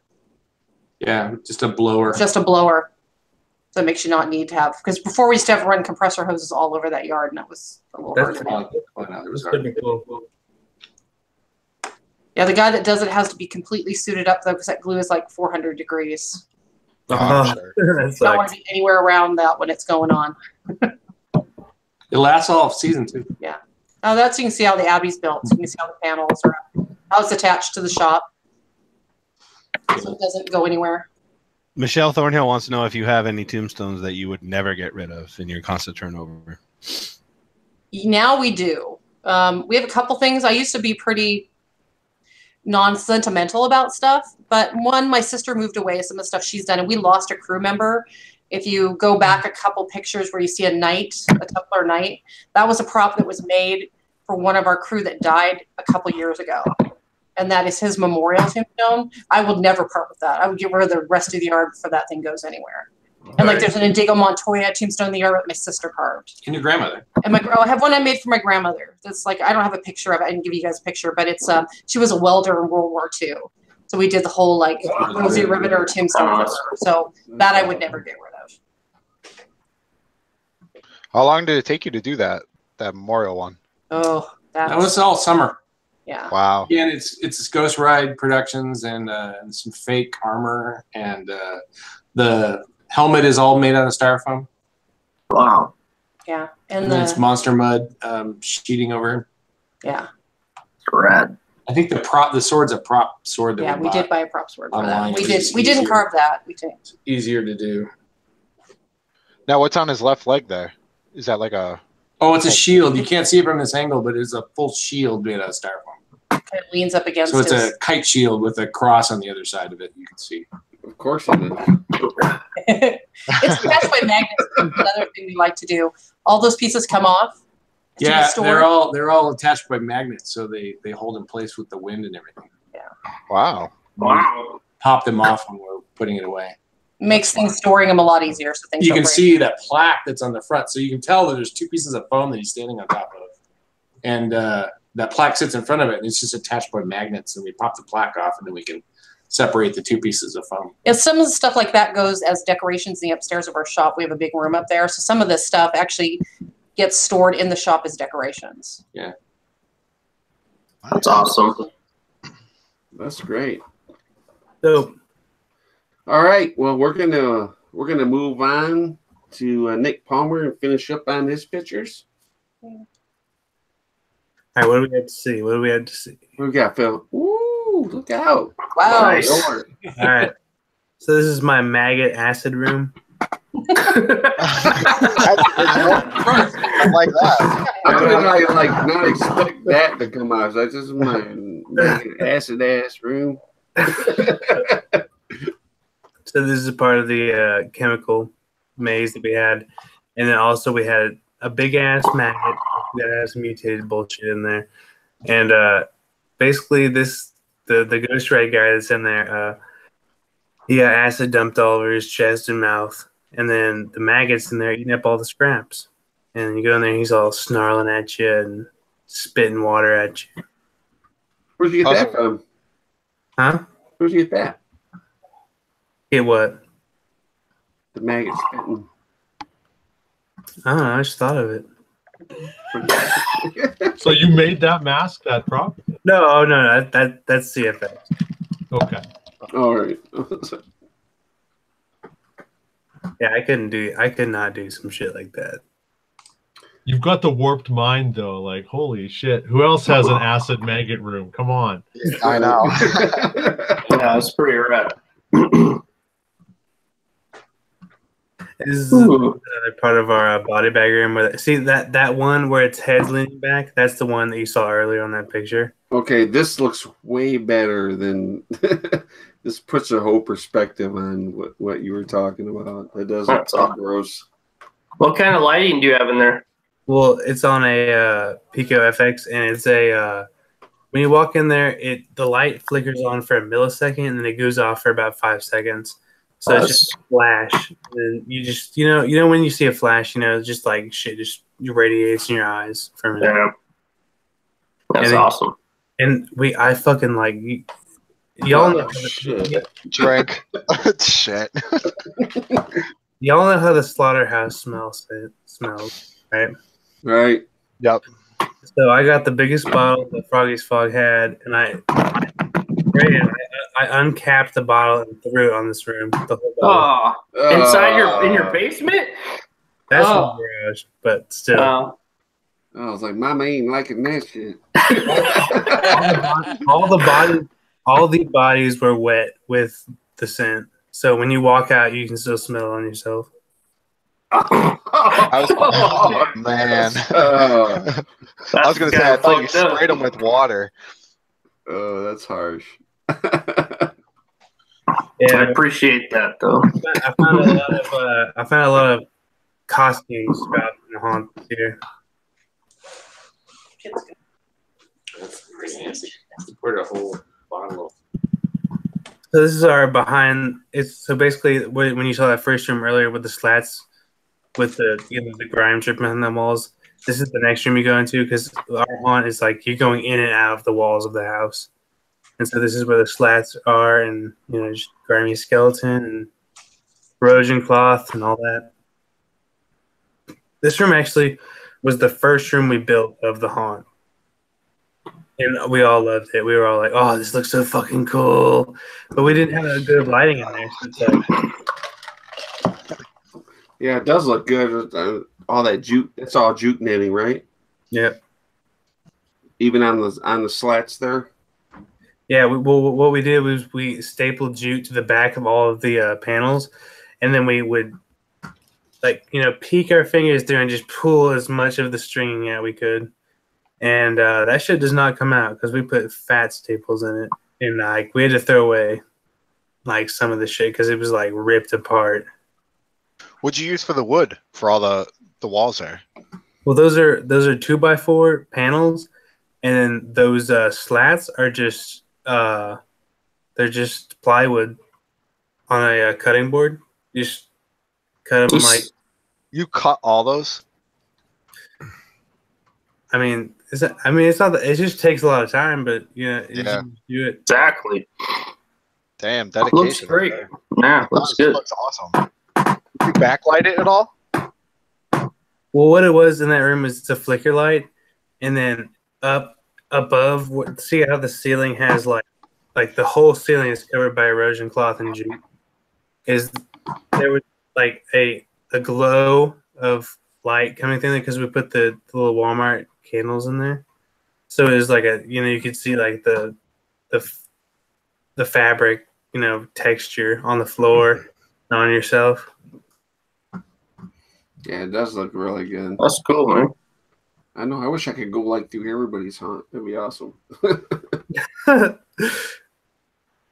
right, we're gonna move it over to Tim.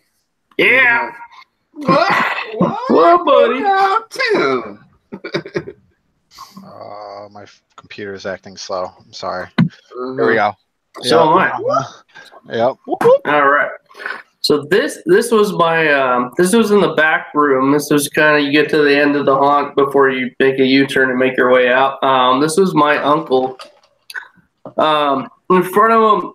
You got the mom, the son, the uncle. It's all family, dude.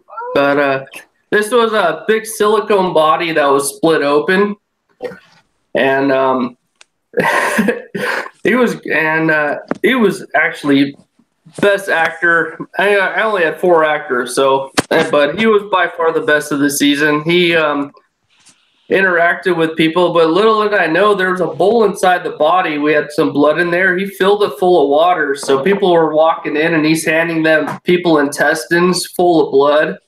So people were walking out of the haunt with their hands covered in blood. But it worked out pretty damn well. I thought it was funnier than shit. I didn't get any complaints, so hey, it was pretty cool. I just had a towel at the exit of the haunt with people to wipe their hands off, but people found it pretty amusing. Oh, that's cool. Yeah. There's my boy. Oh, he was everywhere. Yeah. This is on Halloween night. Yeah, he made his way all through the haunt, and those are one of the silicone bodies that I bought. The head's not connected there. It's actually in a gold pan. But yeah, my boy was all over the haunt on Halloween, and pulling out intestines. One of our friends of ours made the intestines for us, Michelle. She knocked those out for us out of latex and I don't know what else, but those came out great. But this was our last room in the haunt. And me and my boy switched out on Halloween. David Calgary wants to know, Tim, what do you use for music in your hunt? Actually, I was fortunate enough to have a local guy make us some music for the haunt. John Autopsy, it's a local scare actor in SoCal. He makes music for haunts. He's made music for Not Scary Farm and other haunts. And he reached out to me and asked me if I wanted some music for the haunt. I was like, hell yeah. So he made some music for the haunt, and that's what we used for the season. For inside the haunt. For the outside the haunt in the yard, I use Deliverance soundtrack. It's all banjo music. So the weekly winner of the creepiest comment of the week goes to Rob Beach. Tim, can I rent your family? So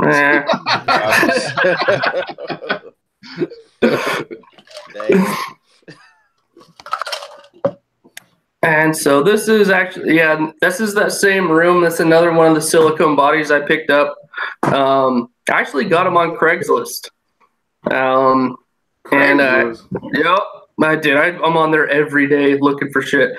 But he was, know the guy now, but yeah, he was selling these for relatively inexpensive. I picked up 3 full-size silicone bodies for really a steal. That's wild. Yeah, they weigh like 75 pounds a piece. They're freaking heavy, but they're pretty damn cool. You touch them, they're like cold. They feel like skin. They're so bitchin', but they're a pain in the ass to store. But whatever. Where'd you get the gurney from? Like Craigslist or something? Do you guys even have that out there? A friend of mine, Shannon. She works in the medical industry, and she was able to hook those up. Wow, nice store. Yeah. That's where I store the silicone bodies. I got to pull them in and out of the garage every time I want to do something. So you got like all kinds of connections. You got people that giving you music, toys, bodies. SoCal haunters, man. We got lots of people around here.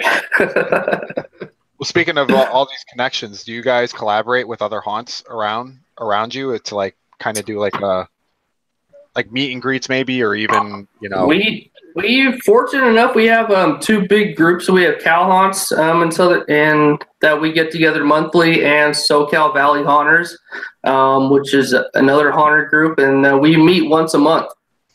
And we share props, build props. We have make and takes once a month.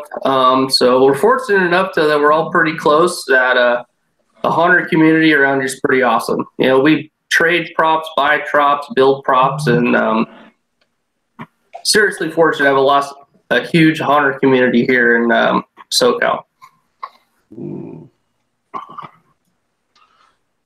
That's the dude out in front.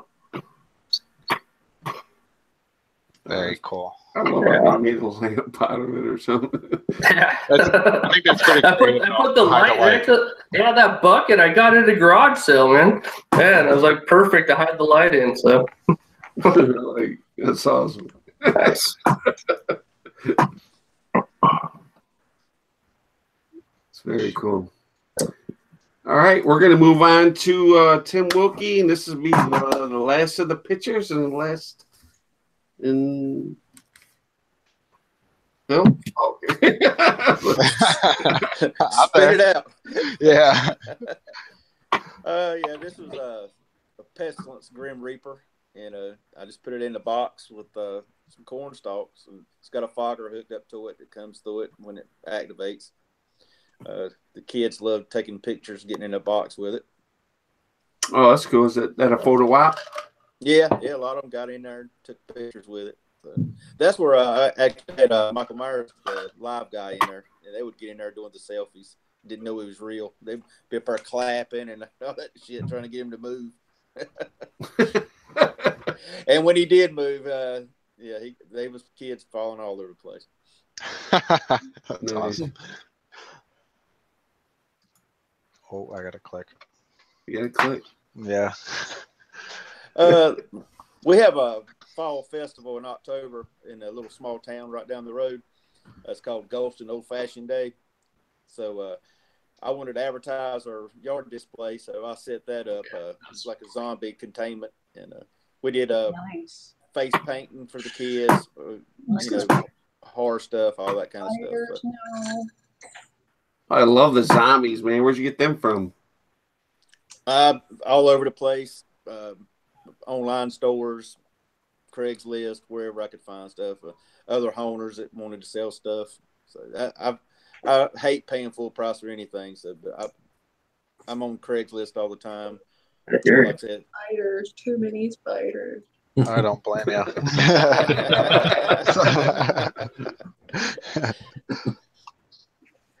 Yeah, but we had a good day. That was a good day though, because that festival has probably 3,000 or 4,000 people come through, and I was right in a primo spot, so everybody got to see it. That's cool. Man, I am so jealous of this picture because I have wanted that Michael Myers animatronic for so long. Same with the Leatherface. I have Jason. I'm lucky, but I've wanted these animatronics because they're classics in my opinion. I wanted the Michael Myers for years, and luckily I come across some guys in a town about an hour away, and they was totally selling out of everything, and I helped them sell a lot of the props, and they gave me a good deal on it. So, but those boxes were they're 7 foot deep, 7 foot high, 4 foot wide, and I bought them off Craigslist for $35 a piece, and they delivered them. Nice. Wow. Oh, that's cool. So I put up scenes. Not in this picture. I had like a Ghostface in one, Hannibal Lecter in one, Freddy Krueger in one, and of course done like a boiler room and stuff like that. So you have Hannibal and all them too? Yeah. Damn, I hate you. See, I'm not the only one. Come on. The funny thing about the Leatherface, everything worked on it except the head wouldn't move. And then last year, like the last night, I was taking some people around. The last people that come through the yard, and I took it up to the Leatherface, and the damn thing's head started moving. It freaked me out. I like it. I had it for 2 years and never moved at all. Was this another photo op area for people to come up and kind of take pictures, or? Well, they didn't. I didn't have them get in it, but the people take pictures all over the place. So. But I wanted something to keep the weather off of it too, you know. So Yeah, you got to protect those. Yeah, that was my biggest challenge. Is all these props is keeping them dry. Right. Yeah. All right. Well, we got this one picture left, and I like it. This here is our garage. We got a screen set up inside the garage with a projector, and all during Halloween we'll sit out there and watch movies. And we got a fire pit outside the garage where you basically sit outside the garage and look in. And this was everybody loves hanging out. And one weekend we have kids come over, grandkids and neighbors' kids, and we'll do like a Scooby-Doo night, have them pizza and popcorn for the kids, get them young. Right. So cool. That's awesome. All right, well, we're gonna finish it up, and we're gonna go through the prizes, and we definitely want to thank all the guests for coming on with their amazing haunts and telling us how we should be doing our stuff. Yeah, I wish I was that good. And we definitely want to let you guys know that you can go to our hauntershangout.org page, and there's over 1,000 tutorials that you guys can go watch. So don't go check that out. And one more thing that people don't realize, like if you go to the Haunters Hangout Facebook page and just go to the photos of the page, and I think you'll be amazed at all the awesome props that all the haunters have put out there that you missed and didn't realize were actually there. If you just go to the photo section of Haunters Hangout, there's a lot of. I went there the other day. It was like amazing. It was like, wow. It was like all the amazing stuff. So, but we're gonna hand it over to Phil, and he's gonna let us all know who won all the prizes and what do we got? Right. So here we go. So the winner of a mask from Face Factory FX is Jason Alwert. Woo!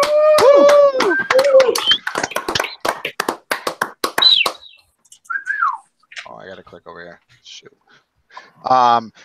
The winner of a Fright Props Burnt Horror Mask is Kenny Roush. Woo! Kenny. The winner of Cineful Audio 1 free SFX library, 25% off original sound design, and 10% off amps or speakers is Alan Van Peggy. Hey, Phil, you're getting good at this. Hey, I am. What can I say? Right. The winner of the Hornaments Mummy Ornament is Ricky Maston. All right, I got to scroll down. My computer is very slow right now. I don't know why. All right, the winner of the 1 gallon of fog from Froggy's Fog is Nikki Spone. I hope I said that right, Nikki. Woo! The winner, oh, that's not good. Okay, the winner of the Haunt Labs A Flicker Fluorescent Kit is Jenny Gilroy.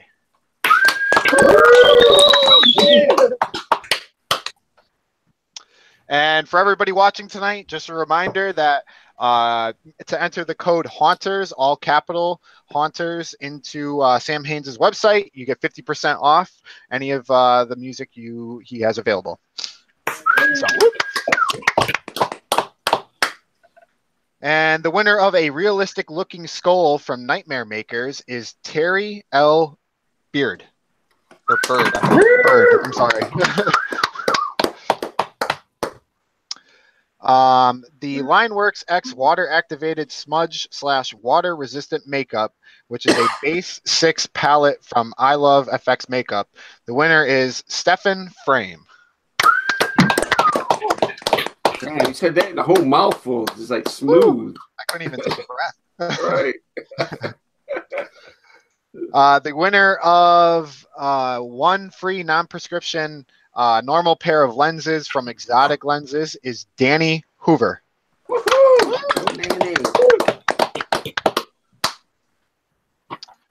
Okay, and more prizes? Jeez. Yeah, I know. We keep going. Your choice of 1 of 4 knives from Hardcore Fabrications. The winner is Rue Newman. Nice.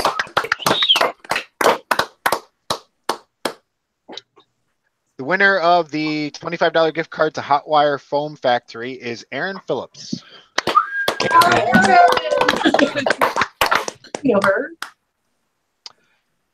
The winner of the Liquid Swamp from Slaughterhouse Effects is, I don't know if I want to say this name, Bob Kowal.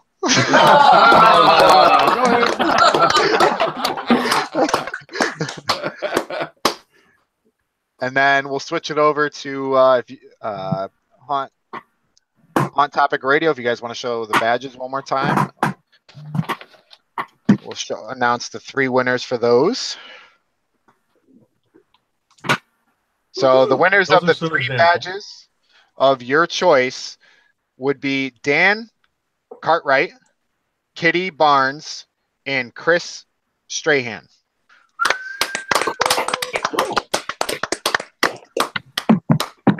And once again, I'm going to say it now before I forget, so I don't have to write in the comments. Please, all the winners, contact Jamie Huggins to claim your prize. Oh, you did. You did it this time. Yeah. with your name, email, phone number, and I believe address. So, well, she'll let you know. Sorry, Jamie. Well, that's awesome. We definitely want to thank all the guests for coming on, and and showing all their awesome stuff. And for the next 2 weeks, we're going to be off. We're not going to have a show for the next 2 weeks due to Transworld and Transworld. That's right. And Easter and all the family stuff. We don't want to get in the middle of that. So we're going to take the next 2 weeks off, and then we'll be back the following week. But who's going to be at Transworld? Right. Wish I was going. Right here. Yeah. Track us down, Nick. Right, so we'll put the link. We'll put the link to the chat here in the comments, so you guys can jump in and keep chatting. But once again, thank you everybody, and we'll see you in a couple weeks. Good night, everyone. Thank you. Appreciate it. Good night. Thanks, guys. No problem. Thanks.